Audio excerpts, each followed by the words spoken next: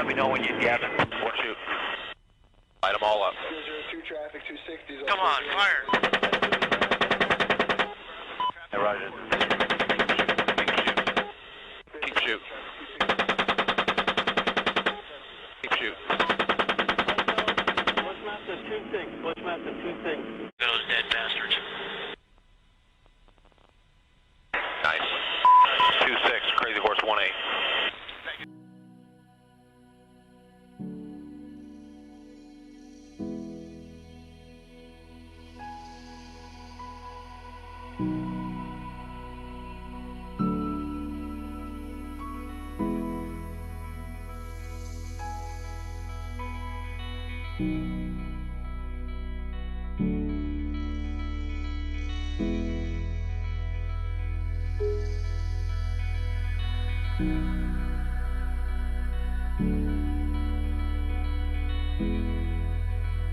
Julian Assange is the founder and publisher of WikiLeaks. He is an Australian citizen who is currently incarcerated in Belmarsh Prison in London, awaiting the second phase of his extradition hearing. If extradited to the United States, he faces 175 years in a U.S. federal prison. His grave offense?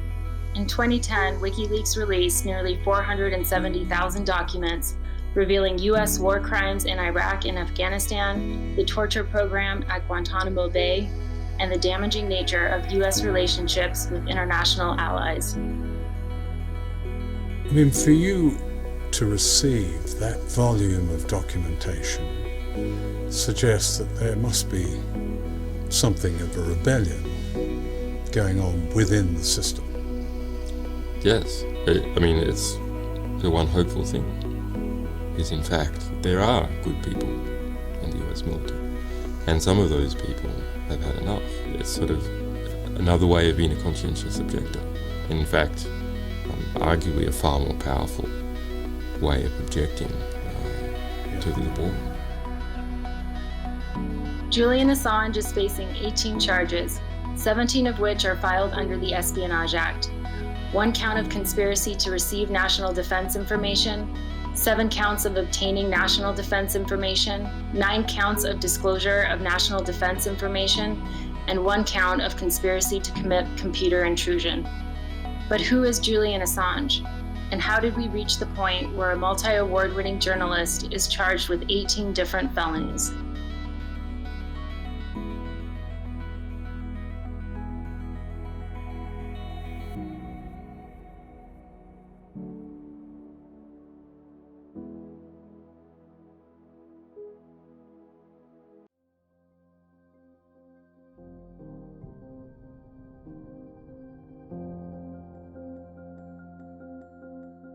Julian grew up at travel.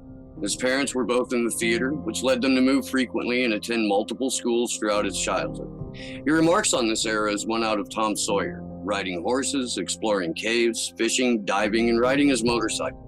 At odds with this idyllic experience, but with no small amount of foreshadowing, was an encounter with the Australian Federal Police at 2 o'clock in the morning. Julian, his mother, and a courier were bringing information out of a secret British nuclear test site in the outback. According to Julian, the officer told his mom, "It could be said that you're an unfit mother to be keeping such company at 2 a.m., and that she had better stay out of politics if she didn't want to hear such things." Julian's natural curiosity met computers, and it became a powerful tool for him to explore his thirst for knowledge. He said Australia was a very provincial place before the internet, and it was a great delight to be able to get out intellectually into the wider world, to tunnel through it and understand it. By 15, Julian had become a gifted computer programmer and used his expertise to access information which was locked away from the general public. At 17, he ran his first online information sharing outlet. He recalls, "When the group I found was raided by the federal police, it was a big operation. But I thought that I needed to share this wealth that I had discovered about the world with people, to give knowledge to people." In identifying this need, he helped to build one of the first internet service providers in Australia, which gave many Australians, for the first time, at no cost, access to the World Wide Web.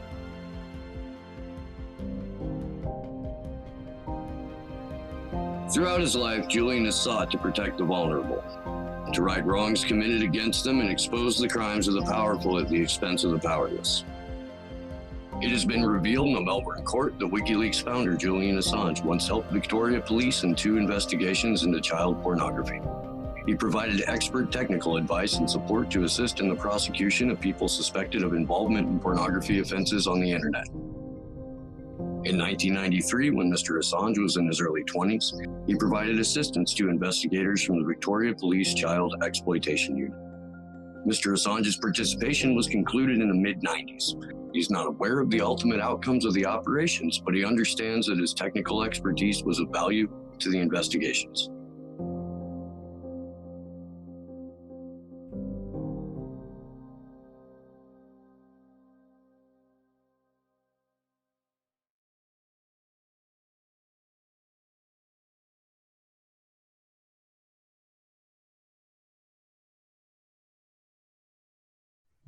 Back in 2007, when I launched WikiLeaks, I don't know if people can bring their minds back to the cultural dynamics on the internet at that time.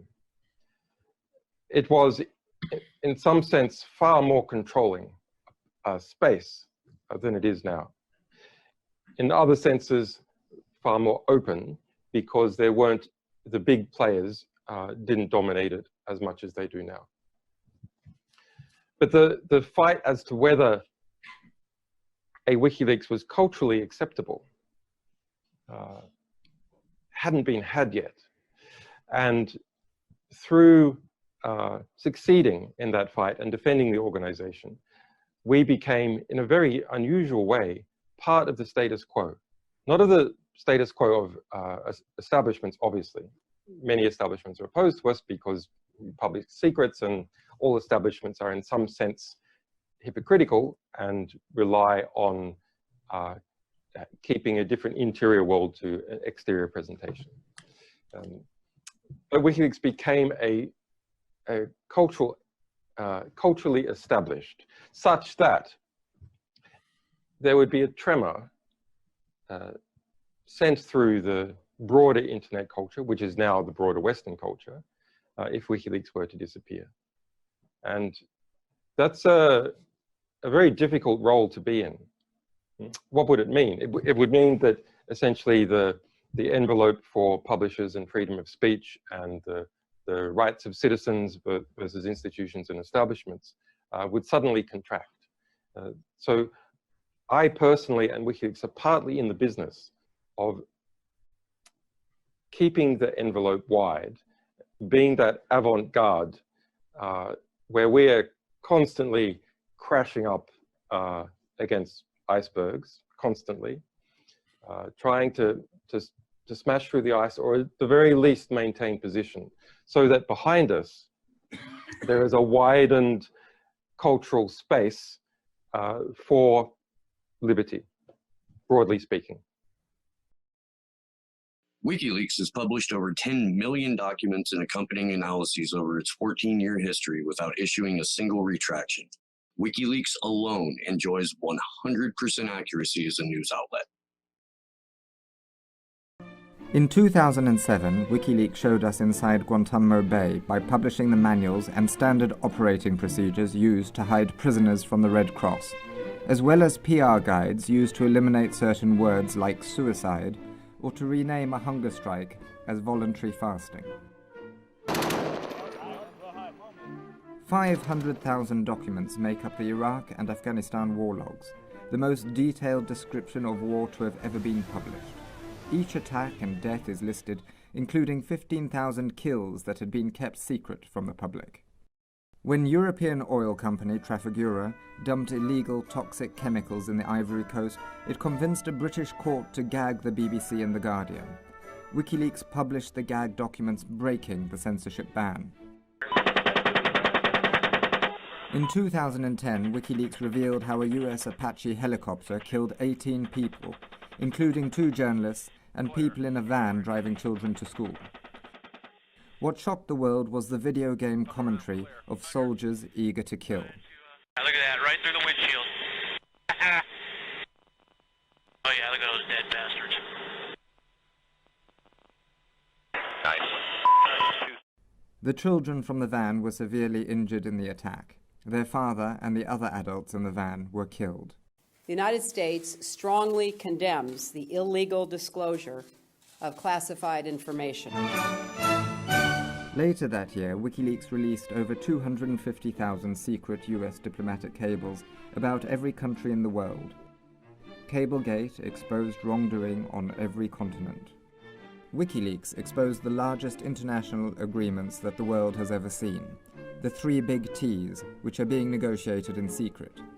The 3 big T's are big businesses' new strategy to bypass the World Trade Organization and ensure that they get to set the international rules of what other countries can and cannot do.